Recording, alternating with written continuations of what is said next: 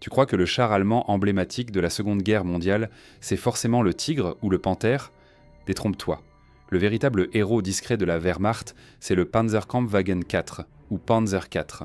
Son histoire commence au milieu des années 1930, quand l'Allemagne veut moderniser son armée blindée. Conçu par l'entreprise Krupp, il est initialement pensé comme un char d'appui pour l'infanterie, pas comme un char de duel. Il est équipé d'un canon court de 75 mm, suffisant pour détruire les positions ennemies, mais pas pour affronter d'autres chars. Les premières versions sont utilisées dès l'invasion de la Pologne en 1939, où il montre déjà sa robustesse et sa fiabilité. Grâce à son moteur Maybach HL 120 TRM, un V12 essence de 300 chevaux, le Panzer IV peut atteindre 40 km/h, ce qui est remarquable pour l'époque. Il est réputé facile à entretenir, solide et adapté aux conditions variées des champs de bataille. Les équipages allemands l'apprécient pour sa polyvalence, sa bonne visibilité et sa fiabilité mécanique. À cette époque, son compagnon de combat principal, le Panzerkampfwagen 3, était un char conçu pour le combat contre d'autres chars, armé d'un canon de 37 mm puis 50 mm, mais avec un blindage plus léger. Le Panzer IV devait compléter cette approche en soutenant l'infanterie.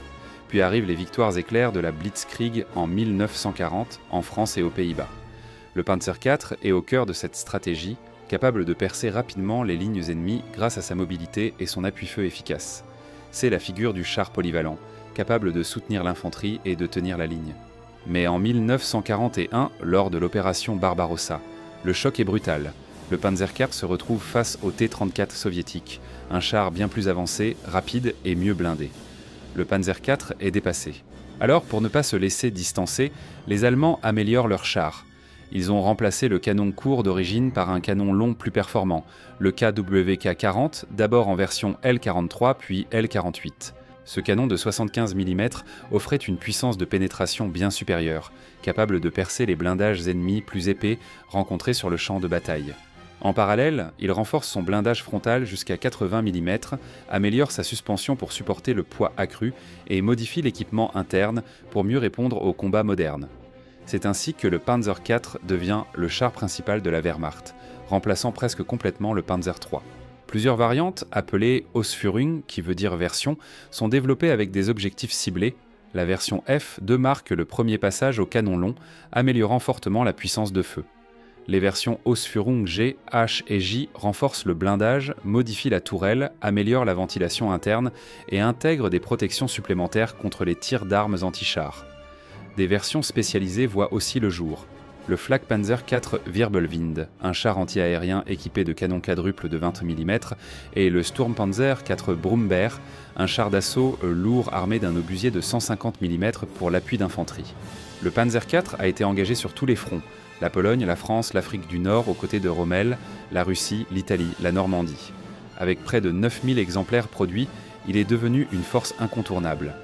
Il n'était pas le plus lourd ni le plus puissant, mais il se distinguait par sa fiabilité, sa disponibilité constante et sa grande capacité d'adaptation.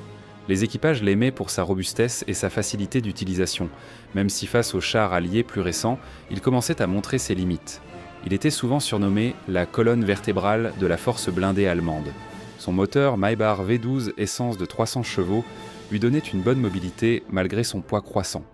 Mais avec le temps, son blindage latéral restait fragile et il souffrait dans les terrains difficiles ou lors des combats prolongés. Malgré tout, le Panzer IV a été le dernier char allemand produit jusqu'à la fin de la guerre en 1945.